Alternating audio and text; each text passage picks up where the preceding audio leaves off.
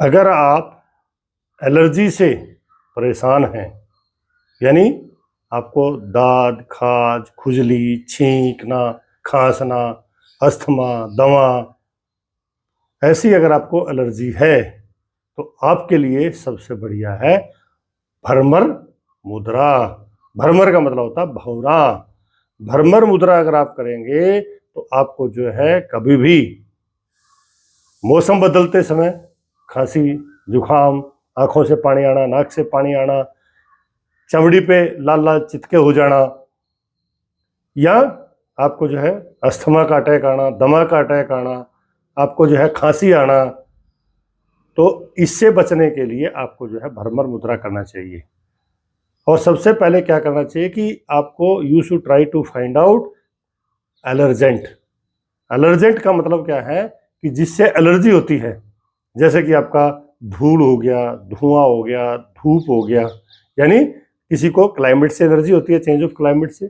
किसी को डस्ट से एलर्जी होती है, यानी ओल्ड डस्ट, कभी दिवाली में घर साफ कर दिया या शिफ्टिंग कर दिया तो एलर्जी हो जाएगी। किसी को पोलन से एलर्जी होती है, जैसे पेट्स हो गए, डॉग्स हो गया, काऊ हो गया, कैट्स हो गया, इनके जो पोलन होते हैं उनसे एलर्जी होती है। किसी किसी को एलर्जी जो है खाने से होती है, किसी को फिश से एलर्जी होती है, किसी को एग से एलर्जी होती है, किसी को दूध से एलर्जी होती है, किसी को अंडे से एलर्जी होती है, किसी को भिंडी से एलर्जी होती है, किसी को तोरी से एलर्जी होती है, किसी को किसी भी एलर्जेंट से एलर्जी हो सकती है। तो आपको पता करना है कि कौन सा एलर्जेंट आपकी बॉडी के कांटेक्ट में आता है तो आपको एलर्जी हो जाती है।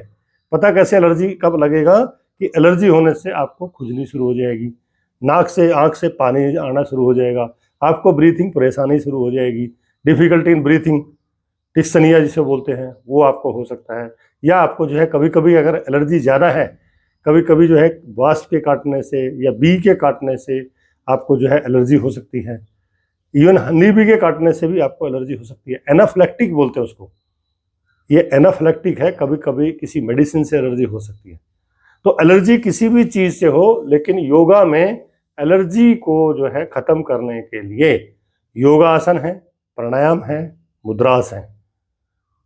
योगा आसन में जो है आप जो है ऐसे योगा करेंगे जिससे आपका एयर पैसेज क्लियर हो जाए, और आसन ऐसे करेंगे जिससे आपके लंग्स, इंटरकॉस्टल मसल और डायफ्राम आपके स्ट्रॉन्ग हो जाए। ऐसे आसन करेंगे हैं जिनमें से आपको जो है जैसे ट्री पोज हो गया, आपका जो है शोल्डर स्टैंड पोज हो गया, हैंड स्टैंड पोज हो गया, सर्वांग आसन हो गया, आप जो है कैट काउ पोज कर सकते हैं, आपके लिए जो है हल आसन कर सकते हैं। तो ये अगर 10-15 आसन आप कर लेंगे रोज, और फिर प्राणायाम, जैसे आपने भस्त्रिका कर लिया, अनुलोम विलोम कर लिया, भ्रामरी कर लिया, और आपको जो है मेडिटेशन, मेडिटेशन में आपको जो है भौरा यानी भ्रमर मुद्रा करनी है। तो भ्रमर मुद्रा कैसे करनी है आज आपको पहले ये बताऊंगा, उसके बाद आपको जो है प्राणायाम और आसन। वैसे इन जनरल रूटीन में सबसे पहले आपको बॉडी को वार्म अप करके आसन करने चाहिए, फिर प्राणायाम करने चाहिए, फिर आपको जो है मेडिटेशन के साथ जो है मुद्रा करनी चाहिए। तो पढ़ाई के लिए स्टडी पॉइंट ऑफ व्यू से हम पहले जो है शुरुआत जो है करते हैं, वो करते हैं आपकी भ्रमर मुद्रा से। भ्रमर मुद्रा कैसे करनी है, आप सुखासन में, पद्मासन में या पद्मासन में आप बैठ सकते हैं। सिद्धासन में आपकी कमर रखेंगे सीधी, गर्दन रखेंगे सीधी, और जो आपकी उंगली है ना, ये जो इंडेक्स फिंगर है इसको अंगूठे की जड़ पे लगा दिया। फिर अपना जो है जो आपकी जो मिडिल फिंगर है उसको अंगूठे से टच करा दिया, और रिंग फिंगर और आपकी लिटिल फिंगर रहेगी स्ट्रेट। ये जो है आपके जो है होगी भ्रमर मुद्रा। एक बार फिर से आप देख ले, भ्रमर मुद्रा के लिए जो आपका अंगूठा है उसकी जड़ पे आपकी तर्जनी उंगली लगा दी, और जो आपके जो है बड़ी उंगली है उसको अंगूठे के साथ टच करा दिया, यानी जीरो बना दी। और रिंग फिंगर यानी आपकी जो है अनामिका और आपकी जो है पिंकी, इनको आप रखेंगे सीधा, हाथ रखेंगे अपने घुटने के ऊपर, हथेली ऊपर की तरफ रखेंगे, कमर सीधी और गर्दन सीधी। यहां से आप जो है लंबे लंबे सांस लेंगे, उज्जई ब्रीथ। आप चाहो तो इसके साथ ओम का उच्चारण कर सकते हैं, अगर आप करना चाहो तो आप इसके साथ भ्रामरी कर सकते हैं। कैसे,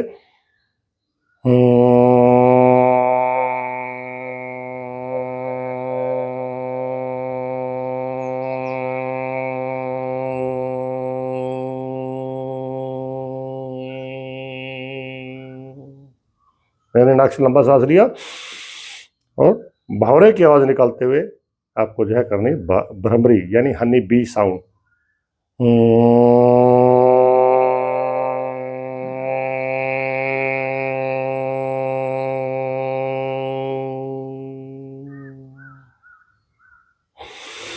आप यहां से ओम का उच्चारण भी कर सकते हैं। ओ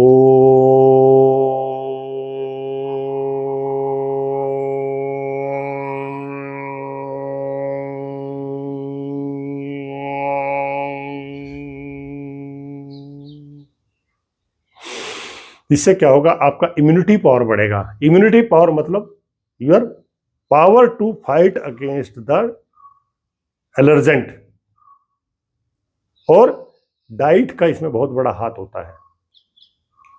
डाइट में जो है, जो एंटी एलर्जेंट होते हैं, एंटीऑक्सीडेंट होते हैं, उनका ज़्यादा यूज करना चाहिए। घरेलू इलाज में अगर आपको एलर्जी हो गया तो आप अदरक का पानी, हल्दी का दूध या अदरक के पानी में थोड़ा शहद डाल के पी सकते हैं।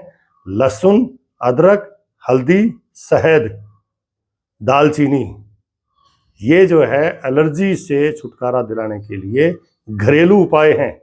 आप दालचीनी का, अदरक का काढ़ा बना के पी सकते हैं। अगर आपको मीठा करना है तो हनी डाल सकते हैं, और नहीं तो आपका दूध में आप हल्दी डाल दीजिए और थोड़ा सा शहद डाल दीजिए।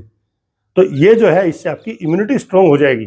योगा क्या है कि योगा मतलब क्या है कि बिना दवाई से घरेलू नुस्खे अपनाकर, बिना किसी इंजेक्शन के, बिना किसी टैबलेट के, बिना किसी मतलब जो है इनहेलर के, आपको जो है अंदर से मजबूत करना है। यानी आपको जब बीमारी को जड़ से मिटाना है, जड़ जो है ताकि बीमारी आए ही नहीं, उसके लिए आपको जो है हम लोग बताते हैं। तो ये तो मैंने बता दिया। आप ज्ञान मुद्रा या आपको जो है भ्रमरी मुद्रा आपके लिए बहुत बढ़िया रहेगा। और आपको बताता हूँ प्राणायाम। प्राणायाम में आपको जो है सबसे पहले करना है bhastrika. Bhastrika, inhale deeply, exhale completely.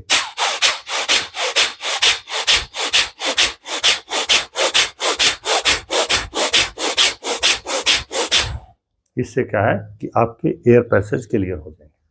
दूसरा इसका तरीका है कि दोनों हाथ ऊपर और नीचे, ऊपर नीचे।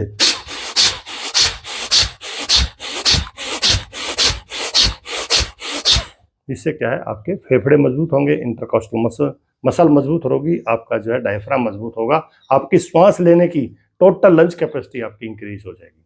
और इसका तीसरा तरीका है thumb inside, four finger front, inhale up, exhale down.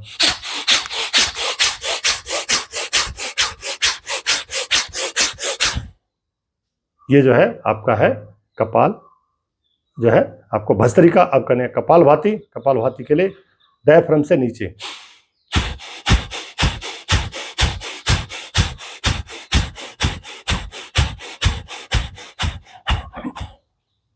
और फिर आता है अनुलोम विलोम, ऐसे नासिका मुद्रा। Inhale from the left, close the left, exhale from the right, inhale from the right, close the right, inhale from, exhale from the left.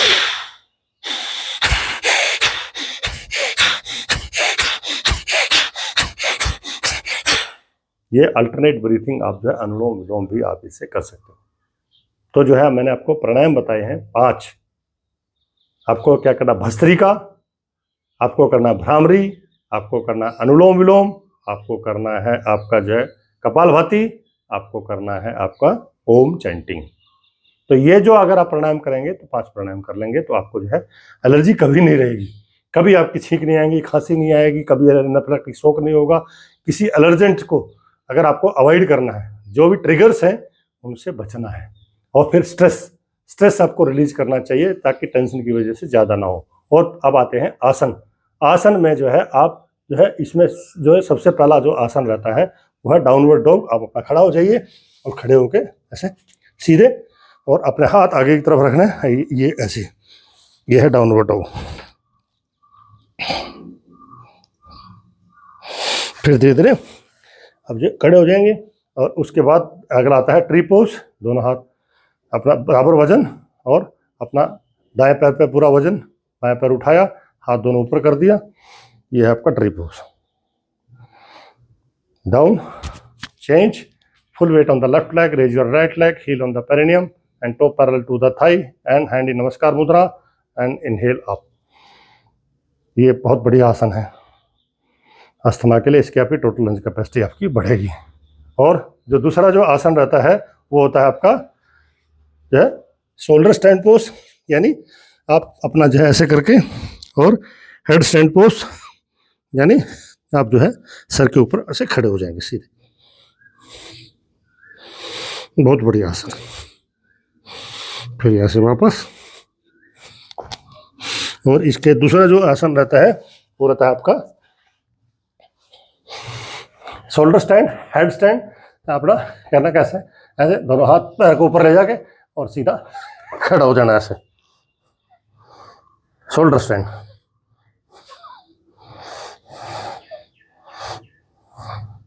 और यहाँ से फिर आप जो है हलासन,